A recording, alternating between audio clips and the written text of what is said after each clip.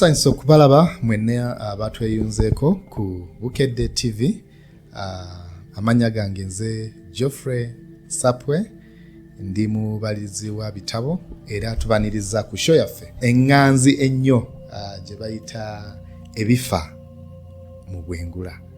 Nti oyo ayina ekisumuzo ky'omubwengula ate yaba n'ekisumuzo kyawa ky'okunsi. Mr. Mulindwa, tubuuzeeko. Amanya n'eddoboozi bitayiga Mulindwa. Ndi musajja mulokole nakkiriza Yesu Kristo okubeera Mukama w'obulamu bwange. Nsanyusa okubeerako nammwe n'okwogera okunyumya ku ddoboozi ey'Ebifa Mubwengula. Ensonga eyo nkulu. Madam Hajjara. Abalabi ba Bukedde TV, ndina essanyu lingi nnyo okubeerako wano nammwe olwaleero. Amanya gange nze Nakadama Hajjara, ndi mukyala wa mina business ng'era ni mukyala mulokole. Weewaawo. Gwe wenna eyakatweyungako tuli ku program Ebifa Mubwengula. Nga tetunagenda wala Madam Hajjara, lwaki Ebifa Mubwengula? Losobola okunnyonnyola ku bantu bano abatulaba lwaki Ebifa Mubwengula? Ebifa Mubwengula oba osobola okiyita nti ebifa mu nsi y'omwoyo. Ensi y'omwoyo eno erina ebitundu bibiri. Eriyo ensi y'omwoyo nga ya kizikiza, nebeerayo ensi y'omwoyo ey'omusana. Ffe gye turepresentinga gye tuze wano okwogerako olunaku lwaleero, nga tukirabye nti mu nsi zonna ebintu okusobola okubeerawo ku nsi bisooka kubeera mu nsi ya byamwoyo oba mu bwengula. Bayibuli gye tugoberera etugamba mu Amos 3:7 nti tewali kibeerawo mu nsi nga Katonda tasoose kiraga batume be oba ba servants be ba prophets oba bannabbi. Okitegeera nekitegeeza ki nti ebintu bisookera mu nsi ya mwoyo ne byoka bibeera. Buli kye tulaba wano kitegeeza ki nti kyasookera kubeera mu bwengula, ekyoka kikola ki ekyoka kibeera mu nsi. Kitegeeza nti okuddako ku buye, kitegeeza nti nga sinaba kugenda ku ssomero, olunaku olwo olw'okugenda ku ssomero luteekeddwa okuba nga luteeketeeke mu nsi ey'omwoyo. Nti ne results ezinaava ku ssomero nazo nteeka okuba nga nziteeseteese mu nsi ey'omwoyo. Nkozesa example ey'okusoma kubanga tulina abazadde. Peter. Olaba ate mwattu Bayibuli egamba nti mu lubereberye ebintu byonna byatondebwa mu lubereberye. Naffe ffenna twatondebwa mu lubereberye. Ebiwandiiko byaffe ne biwandiikibwa mu lubereberye. Y'ensonga lwaki mu Yeremiya Bayibuli egamba nti nakumanya nga tonnazaalibwa ne nkuyiwako amafuta gange nkulaba ne nkulondayo obeere nnabbi. Kikulaga nti ng'ebintu byonna tebinnabeerawo ku nsi bisooka kukola ki? Kubeera mwoyo mu nsi ey'omwoyo. Era omuntu asobola okugendayo n'alaba ekinajja abeerako ekyenjawulo. Kuba gwe weebuuze bw'obanga oli mu bizinesi ng'ofunye ssente oyagala kusuubula amatooke oba ova, naye nga tomanyi akatale k'amatooke oba weekali nkulaba. Okiraba? Kati waliwo abantu abaasuubula amatooke amangi mu 2020 nga tebamanyi kiki ekyali kigenda kugwawo nti COVID ajja. Laba bamaze okugasuubula ne batuggala.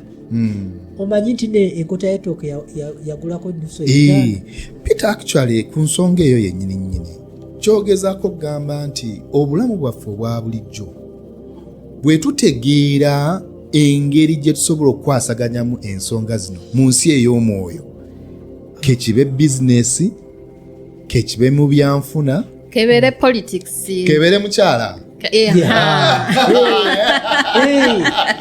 ate oba bayibuli egamba nti yatonda ensi yonna n'agiteeka mu mitima gyaffe naye ayinza atya okutonda ensi eno nga bw'eri obunene bwayo n'agiteeka mu mutima. Kitegeeza nti emyoyo gyaffe ensi y'omwoyo ensi yonna yagitonda n'agiteekayo mu mwoyo mu mitima gyaffe nti omukyala gw'onoonya oba omwami gw'onoonya nkulaba gwe yakutondera bw'omugwako omanya bumanyi ogamba naye oba nakulabako nti yeye nti mubaamu connection eri nti nti y'ono. Madam Hajara, oyina kyokonyeeko awo nti tewali kibaawo okuggyako ng'amaze kukola ki kiraga. Njagala otutangaazeemu awo ku nsonga eyo yennyini nti waliwo ebintu ebyali bibaddewoko ne babyogerako nga tebinabeerawo. Oyina ku ebintu bingi bize bibeerawo naye omuzungu yagamba nti oyagala okweka ekintu ku bantu kiteeke mu bitabo oba kiteeka awo nga omuntu alina kinoonyerezaako.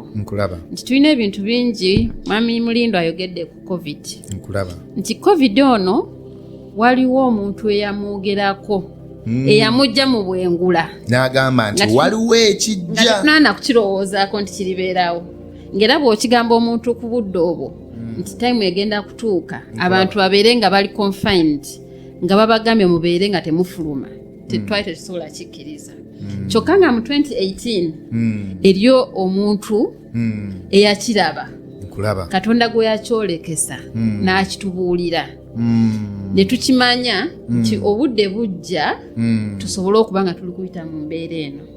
Naye ate ng'ekyo si kye kyokka tulabe wano tulina omwami gwe atambula ennaku zino mwami Besigye ono akola gundi nti omwami oyo eriyo omwami eyamulaba oyina buyino kubanga kiba kirungi ne mukulu Peter kiba kirungi ensonga eno ne tubaako nga tugyogerako ate nga tulina ki obukakafu bwino. Kitegeeza nti oyogedde ku Uganda waliwo n'ebintu ebirala bigenda mu nsi ng'olutalo lwa Israel ne banne. Kisoboka nti olwo olutalo lwaliwo mu bwengula nga terunabeerawo. Kisoboka bulungi. Olaba gye mubadde gye mulaga Katonda tayinza kukola kintu kyonna nga takyolesezza bantu nti naawe kennyini osobola okuloota ng'olina interview gy'otuddemu n'ozuukuka n'ogamba interview naye kampuni saagirabye ne wayitawo wiiki 2 n'otuula mu interview n'ogamba nali mbaddeko wano n'oluusi n'abantu obalaba mu kirooto naye lwaki ebirooto bino bw'oyogera ku nsonga eyo okonye ku nsonga ey'ebirooto lwaki ennaku zino tetubiwa importance oba obuzito kubanga ebirooto bitulaga ensi endala yaki ey'omwoyo ate era y'emu ku ngeri Katonda gy'ayogera naffe nti ayogera naffe mu birooto naye ne mu kwolesebwa nti n'oba nga otudde awo n'ogenda okulaba nga oli Nairobi ng'olina by'omaliriza n'okomawo n'ogamba badde nze oba so Katonda gye buvana gye bulaga ne Yesu Kristo baamwogerako nga tannatuuka.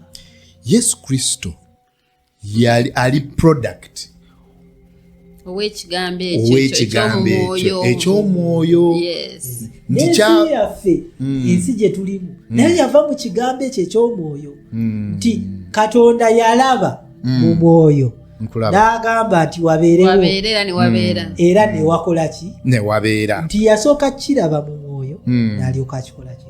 Kakati abantu abasinga baleetedde abantu okulowooza nti nebyo byakoma mu Bayibuli ate nga Katonda teyakoma Katonda yakyaliwo.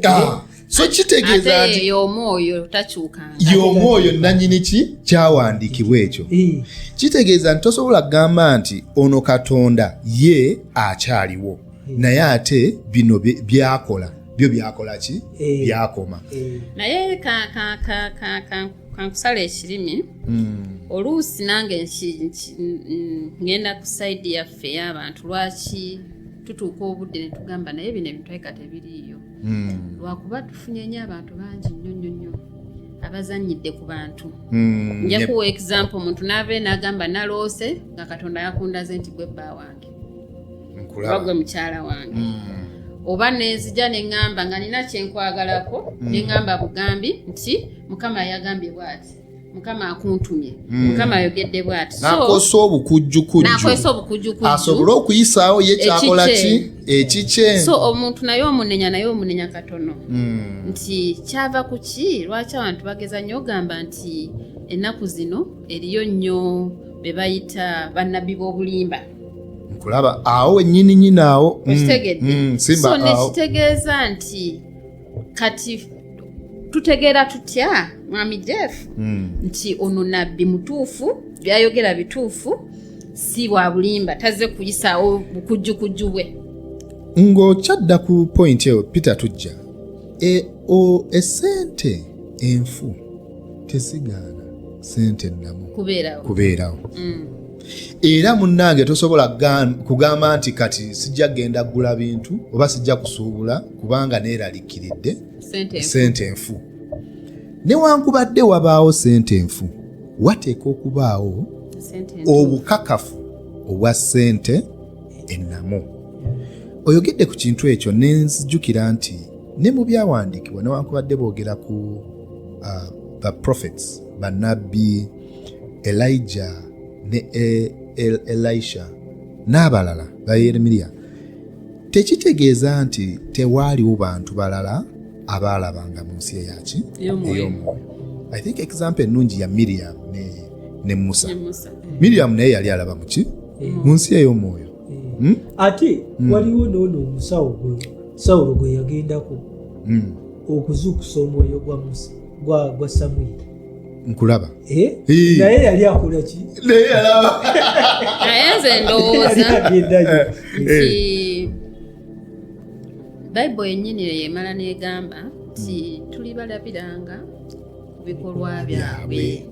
So nze omuntu aliŋŋanze bwe nali kuba nange gye nali ebyo bye nali ŋŋamba nti bye boogera babiyiiya babistaging ba-actinga bakola biki. Naye bw'oddayo n'osoma ekyawandiikibwa kikugamba nti ojja kulaba omutuufu ng'osinziira ku bikolwa bye. So nze okusobola okumanya nti ono omuntu ayogera ng'ebyo bye mwogeddeko nti COVID, Besigye, Israel, okusobola okumanya nti omuntu ono byayogera bituufu alina okuba nga alina track record. Nti Elijah alina bye yayogerako nti enkuba tegenda kutonnya. Yes. Teyagamba luvannyuma lwa nnaku 3, yagamba myaka. Yes. Okutuuka nga nkomyewo teyateekako na myaka. Okutuuka nga nkoze ki? Yagamba nti no enkuba tegenda kudda mu kutonnya. Okutuuka nga nkoze ki? Nga nkomyewo. Era kyatwalira emyaka 3 enkuba okuddamu okola ki? Okutonnya. Naye kitegeeza nti mu bulamu bwaffe obwa bulijjo waliwo ajja kugamba nti enkuba tegenda kutonnya naye nga asinzidde oba nga asinzidde ku byuma ng'ekyali e Kenya. Ng'ekyali e Kenya. Ekyo kye kituzaayo ku nsonga lwaki ebifa mu bwengula mulamwa mulungi okwogera kubanga ng'era Hajara bw'ayogedde nti mujja balabira ku bikolwa naye ate bw'obanga osobola okweyongerako katono n'oyingirako mu bwengula n'olingizaayo ate osobola okulaba feeki n'original oba osobola okwawula. N'ekyokubiri njagadde point eyo gy'okoonyeeko nti abantu bano abazannyira ku bwongo oba ku fake nabo twandibadde tukola track record bayina obukakafu nti ayogerako kino ekintu nekibeera ate ng'oluusi tekiri nti ayogedde just nti ogenda kuwasa ono n'omuwasa n'ogamba nti fulfilled what nti alabye mu bwengula naye ayogeddeko ekintu ekikwata ku nsi ekibeerawo nga takirinaako kuba bwenzija ne nkugamba nti nze mukyalawo nsobola okuinfluencinga okunjagala okitegeera naye omuntu ono alina ebintu byayogeddeko nga talinaako buyinza bukistopinga najja n'agamba nti enkya Jeff ogenda kubeera president ate oyogedde bulungi awo muba mukyali awo nga amajja gayise nga sebo saluti zikuba naye nga ku ssaawa eyo wakyogeredde nga tolina nakiraga nti osobola okubeera ki ate nga nokusanga neewaffe tetuyinaayo naye n'ayogera ekigambo ng'akijje mu buki mu bwengula naye kuba nti obwengula bwe bufuga obulamu obwa bulijjo ne watabaawo maanyi malala gonna gasobola kukola ki naye era tetujja kukibuusa maaso nti nga bwe twabadde tutandika ne tugamba nti obwengula buno bulimu obwengula bw'ekizikiza nebeerayo n'obwengula bw'obwakabaka bwa Katonda so kiri eri ffe bantu okusobola okufuna okumanyisibwa nti naye omuntu ali mukolera mu bwengula bw'ekizikiza n'omuntu alikolera mu bwengula bw'omwoyo gwa Katonda mbaawula ntya era mbategeera ntya era ebikolwa byabwe biri bitya ate era ekyo kyekikulaga era yensonga zituleesewa nti omulabi waffe ojja kgenda okumala okulaba puroguramu eno ng'weeyongedde okutegeera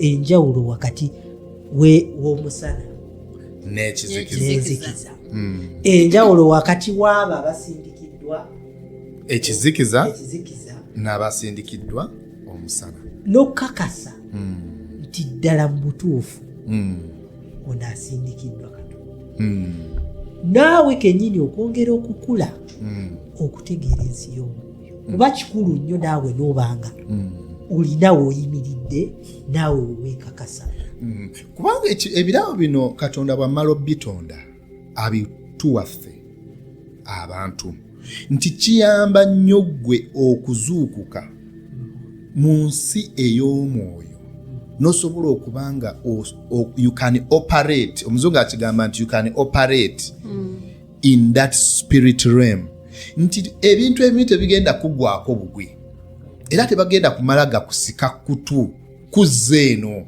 kubanga oba okoze eki ozuukuse naye n'ekyokubiri nti ebintu byaffe eby'obulamu ne bw'obanga olwana tosobola kulwanira wano ku nsi ate nga totutte ki lutalo mu nsi ey'omwoyo oba ey'obwengula kati bino bye tulaba ba presidents ba MPs presidents ngamba ab'ensi Kenya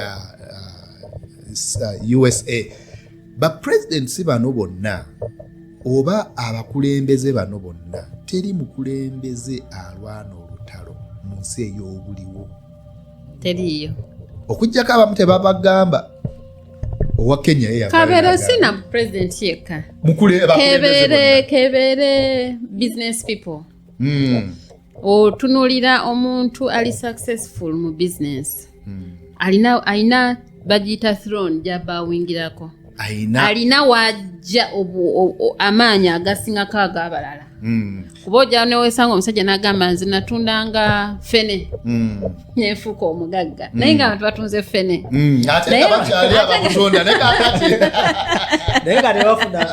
naye nga takubulira secret kati enjawulo ya light ne darkness nti bw'obanga oli mu light mba njagala ntegeeze nti bannange kino kikola ekitangaala kino kyendimu yes kikola newankubadde waliwo ekicupuli naye ekiri alaali nga bwe bwogera ennaku zino kyekino. Bannaffe abatulaba mwebale nnyo tweyungako. Puroguramu yaffe ejja kubaawo buli Lwakusatu. Tweyongere okutangaaza ensi ku bifa mu bwengula. Abalabi baffe twesimye nnyo okuba wano nga tunyumyamuko nammwe. Mwebale kutweyungako. Tujja kuba nga tubeera wano buli Lwakusatu ku ssaawa 5 ez'okumakya.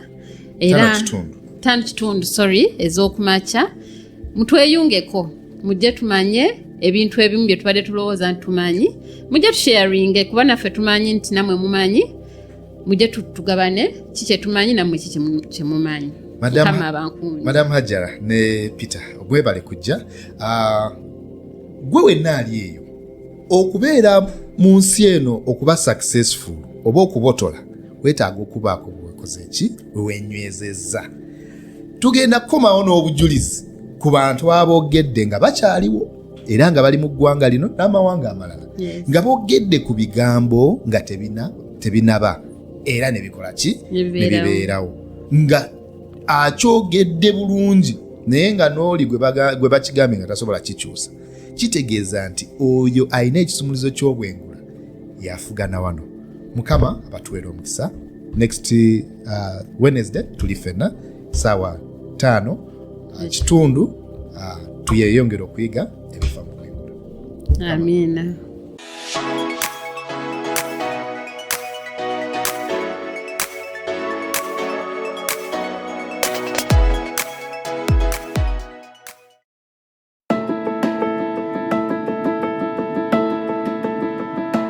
Kizza Besigye is reported missing, and this is after allegedly being kidnapped right here in Nairobi. 1 year and 3 weeks later, national and international media news outlets were hit by the breaking news of the disappearance of renowned Ugandan politician Dr. Kizza Besigye, which sparked speculations of a possible kidnap, precisely as the prophet had highlighted. Uganda's opposition figure, and that is Kizza Besigye, is reported missing, and this is after allegedly being kidnapped right here in Nairobi. Government, no. Are you aware? Do you have Dr. Kizza Besigye with yourselves? For now, I cannot deny or confirm whether he's being held. Why would you go to the extent of, if UPDF did that, to the extent of arresting Kizza Besigye with a known home in Uganda? Why would Uganda arrest him in Nairobi? So amazing. It says a lot about this country and the levels of human rights abuse in this country. Besigye is an old man. Looking at Besigye, those of us who loved him when he was youthful and having interacted with him, he's now an old man, whom you can just summon and he would come and appear before you. Arresting somebody like that and run with him in breach of all protocols of foreign protocols is wrong. And this should remind us, if that happens to a senior international person, a leader like Dr. Kizza Besigye, abducted on Saturday, all of Saturday nobody knows, all of Sunday nobody knows, all of Monday nobody knows. It is Tuesday. There's no statement whatsoever. United Nations has expressed concern and urged due process after reports that a Ugandan opposition politician was abducted in Nairobi, Kenya, and subsequently arraigned at a military court in Kampala, Uganda.